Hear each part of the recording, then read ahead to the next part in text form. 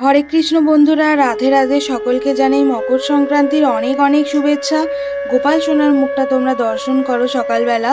আর গোপাল সোনার কিন্তু মকর সংক্রান্তির সকালবেলা বাল্যভোগ গ্রহণ করা হয়ে গেছে। আর আজকের ভিডিওতে আমি তোমাদের সাথে শেয়ার করব মকর সংক্রান্তি আমি গোপাল সোনার সাথে কিভাবে পালন করছি। আশা করি তোমাদের ভিডিওটা খুব ভালো লাগবে। গোপাল সোনাকে কি পিঠে করে দিচ্ছি সেগুলো তোমাদের সাথে শেয়ার করব। ভিডিওটা যদি ভালো লাগে অবশ্যই ভিডিওটা একটা লাইক করো। যদি ইউটিউব থেকে দেখো তাহলে ইউটিউব চ্যানেলটা অবশ্যই সাবস্ক্রাইব করো। আর যদি ফেসবুক থেকে এই ভিডিওটা দেখে থাকো তাহলে ফেসবুক পেজটা অবশ্যই কিন্তু ফলো করো। এই মকর সংক্রান্তির আনন্দটা আরও কয়েক গুণ বেড়ে গেছে বন্ধুরা। তোমাদের সাথে এখনও অবধি রিভিল করিনি। আজ একদিন হয়ে গেল আমাদের বাড়িতে নতুন আরেকজন সদস্য এসছে। তো কিভাবে আসলো, তার কিভাবে আসা সেটাও আমি তোমাদের সাথে এই ভিডিওতেই শেয়ার করব। চলো তাকে আগে দর্শন করে নাও তোমরা। এই যে আমার মুকুন্দ সোনা, এই যে আমাদের নতুন গোপাল সোনা আমাদের বাড়িতে আগমন হয়েছে। আমার টোটাল এখন 5জন গোপাল সোনা আর একজন রাধারানী, 6জন হয়ে গেছে। আর মুকুন্দ কিভাবে আমাদের বাড়িতে আসলো সেটা তোমাদের সাথে শেয়ার করি। আমার কাকু কাকিমা গেছিল নবদ্বীপ মায়াপুর ভ্রমণের জন্য আর দর্শন করতে অবশ্যই ভগবানের। তো ওখান থেকে আমার জন্য মুকুন্দ সোনাকে এনেছে। আর আমি তো প্রচণ্ড খুশি মুকুন্দকে দেখে। মানে আমি আত্মহারা হয়ে গেছি আনন্দে, আমার চোখে জলও চলে এসেছিল। সত্যি কথা, গোপাল সোনা আমার যে মনের কত বড় অংশ জুড়ে রয়েছে সেটা আমি তোমাদের বলে বোঝাতে পারবো না। আমি গোপাল সোনাকে কতটা ভালোবাসি আর গোপাল সেবায় নিজেকে নিয়োগ করতে পেরে আমি কতটা খুশি সেটা তোমরা যারা আমার ভিডিও দেখো তো তারা অবশ্যই জানো। আর গোপাল সোনার ঘরের কিছু পরিবর্তন হয়েছে। দেখো, আগে একটু অন্যরকম ছিল। যারা রেগুলার ভিডিও দেখো তারা তো জানোই, আগে ঘরটায় অন্যরকম ছিল। এই সাইডটায় জগন্নাথ দেব ছিল, যেখানটায় গীতা রয়েছে সেই জায়গাটায় ছিল হচ্ছে আমাদের গণেশ বাবাজি।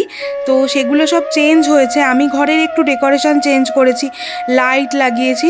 তো আমি এগুলো কিন্তু আমার মন থেকেই মনে হচ্ছিল যে একটু চেঞ্জ করি, তাই জন্য করেছি। আমাকে যে ভগবানই চেঞ্জ করাচ্ছিল, তার আসার জন্য জায়গা একটু বড় করছিল, সেটা আমি বুঝিনি। আমি আমার নিজের মতো করে বড় করছিলাম জায়গাটা, একটু যাতে গোপাল সোনারা খেলে বসতে পারে, তাই জন্য আমি একটু এই জায়গাটা একটু বড় করার চেষ্টা করেছি। আর বাদবাকি জগন্নাথ দেব আর গণেশকে পাশে এখানে আমি বসার জায়গাও করে দিয়েছি। এই জায়গাটায় লাইট লাগিয়ে সুন্দর করে, আগে তোমরা দেখেছো এখানে গোপালের জিনিসপত্র থাকতো সেগুলো শিফট করে দিয়ে আমি এখানটায় করেছি। আর নিচে এখানটায় পুরো শোয়ার জন্য, গোপাল সোনা শয়ন দেওয়ার জন্য বড় করে জায়গা করেছি। এই জায়গাগুলো যে আমার মাথায় এই বুদ্ধিগুলো দিয়েছে গোপাল সোনাই, সেটা আমি বুঝতে পারিনি যে গোপাল সোনা আসার আগে নিজের বসার জায়গাটা বড় করে নিচ্ছে। সবই মুকুন্দ সোনার লীলা। তো মুকুন্দ সোনা তো চলে এসছে। তো আজকে সব গোপাল সোনাদের সাথে কিভাবে আমি পৌষ পার্বণ সংক্রান্তির দিনটা শেয়ার করছি, কাটাচ্ছি, সেটা তোমরা অবশ্যই দেখো। এইদিকে দেখো, পিঠে বানানোর জন্য আমি জনতা, তারপর খোলাখুলি সব কিছুই রেডি করে রেখেছি। আর গোপাল সোনাদের কী পিঠে বানাবো সেটা তোমাদেরকে আমি এর পরে দেখাবো, তোমরা সেটা দেখবে অবশ্যই। আর তোমরাও চেষ্টা করো তোমাদের বাড়ির গোপাল সোনাকে বানিয়ে দেওয়ার জন্য। স্নান করবে বলে বাইরে চলে এসছে, কিন্তু তেমন রোদ্দুর নেই। তো একে একে গোপাল সোনাদের স্নান করিয়ে দেবে আমার মা। আমাদের জামা খোলানো হয়ে গেছে, খুবই ঠান্ডা, তাও স্নান করাবো আমি। এবার গোপাল সোনারা স্নান করবে, এবার।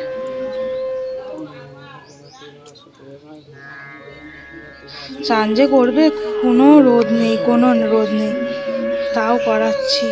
ঠান্ডা গরম জলে অবশ্যই করাচ্ছি।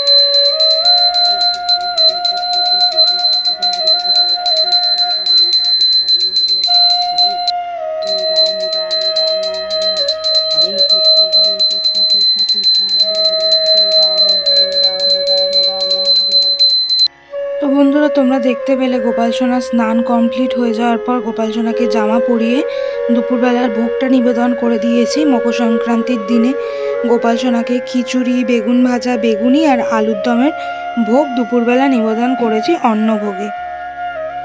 আমরাও কিন্তু মকর সংক্রান্তির দিনে কৃষ্ণপ্রসাদ গ্রহণ করব। দেখো এখানেও খিচুড়ি রয়েছে, আলুর দম রয়েছে, ওদিকে বেগুনি, বেগুন ভাজা সবই আছে। আজকে আমরা কৃষ্ণপ্রসাদ গ্রহণ করব দুপুরবেলা। আর গোপাল সোনা খেয়ে নিক, এখন আমরা গোপাল সোনার সামনে থেকে সরে যাব।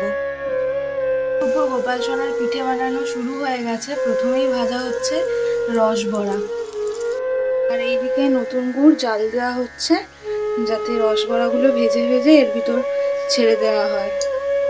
আমরা সামনে বসে গোপাল সোনার পিঠে বানাচ্ছি, ওদিকে রসবড়া তো হয়ে গেছে, আর চিতই পিঠেটা গোপাল সোনার সামনেই আমি বানাবো। এখানে পুরো মিশ্রণটা রেডি করে নিয়েছি।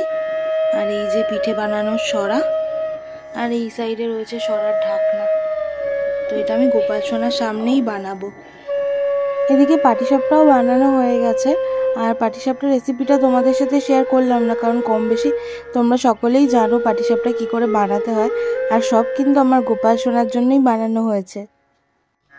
বন্ধুরা, আমি সব রকম পিঠে নিয়ে গোপাল সোনার কাছে হাজির হয়ে গেছি।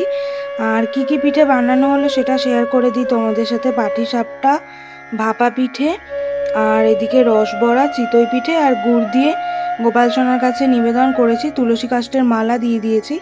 সন্ধ্যাবেলা তুলসী পাতা তুলতে পারিনি, তাই জন্য তুলসী কাষ্ঠের মালা দিয়েই নিবেদন করেছি। তো আমি এইভাবেই পৌষ পার্বণ গোপাল সোনার সাথে পালন করলাম। সংক্রানে বন্ধুরা গোপাল সোনাকে তো পিঠে করে দেওয়া উচিত, তাই আমিও করে দিয়েছি গোপাল সোনাকে। তোমরাও তোমাদের বাড়ি গোপাল সোনাকে দিও। এরপর আমি ধূপ প্রদীপের আরতিটা করে নেব।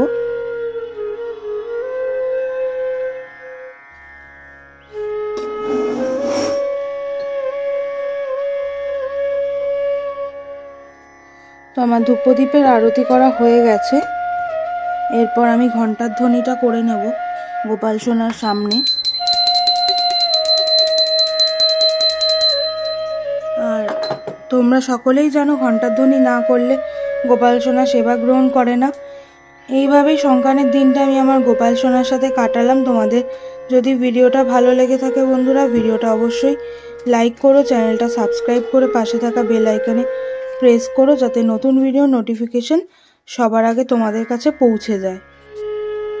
তোমাদের সাথে আবার দেখা হবে পরবর্তী ভিডিও বা ব্লগে। তোমরা সব সময় সুস্থ থেকো, ভালো থেকো, আর নতুন বছর খুব ভালো কাটুক, এটাই আমি আমার গোপাল সোনাদের কাছে কামনা করি। আর মুকুন্দ সোনাকে কেমন লাগলো অবশ্যই কমেন্ট করে জানিও।